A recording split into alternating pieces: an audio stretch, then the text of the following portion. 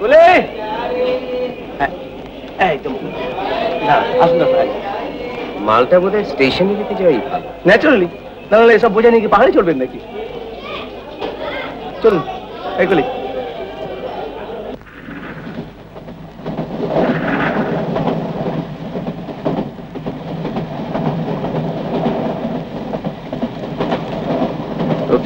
সন্দেশটা খেয়ে নে, train late যাচ্ছে, কানপুর পৌঁছতে দেরি হবে, ব্রেকফাস্টের দেরি আছে।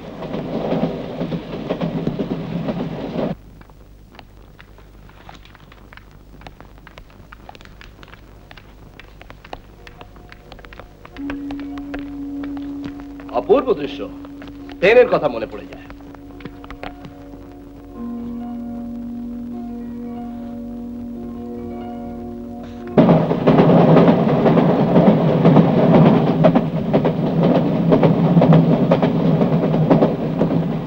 ভাবনা হচ্ছে রে,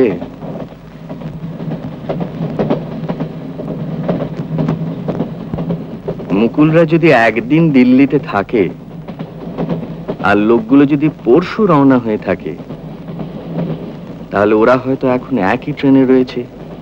মুকুলকে তোরা আর কিছু করবে না? এখন কিছু করবে না, কারণ মুকুলের হাতেই ওদের চাবি কাঠি রয়েছে। আর ডাক্তার হাজরা, যারা একটা 7 বছরের শিশুকে ধরে নিয়ে গিয়ে অজ্ঞান করে রাস্তায় ফেলে দিয়ে যেতে পারে, তারা একটা 50 বছরের প্রফেসরকে যে কোনো রকম দয়া মায়া দেখাবে বলে তো মনে হয় না।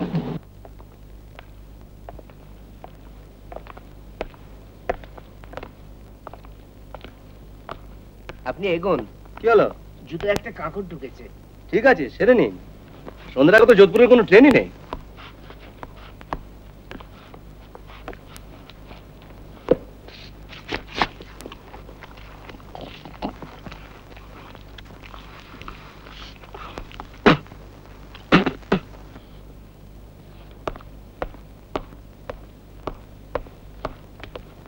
একটা জিনিস লক্ষ্য করেছেন? কি?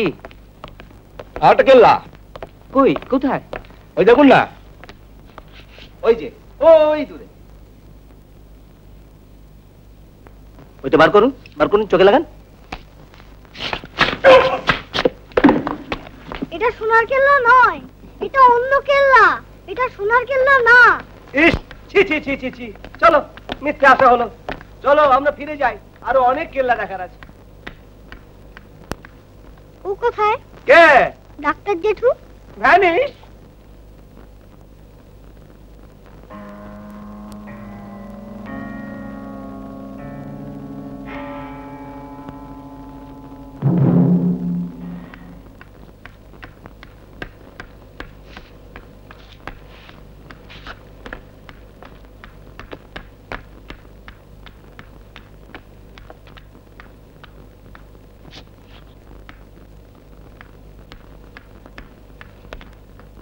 ম্যাজিক করলে?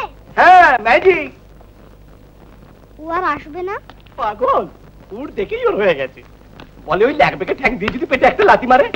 বাপ রে বাপ, ভারী দুষ্টু লোক।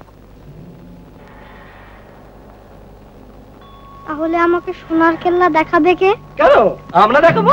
ওই যে ও দেখাবে, ডাক্তার হাজরা। আসুন ডাক্তার হাজরা। ও ডাক্তার হাজরা? হ্যাঁ, ও ডাক্তার হাজরা। হাজার হাজার ডাক্তার হাজরা। আমি মোটে 56 জনকে চিনি। আমি আরেকজন মুকুলকে চিনি। মুকুলকে চেনো? বাবা বাবা বাবা বাবা।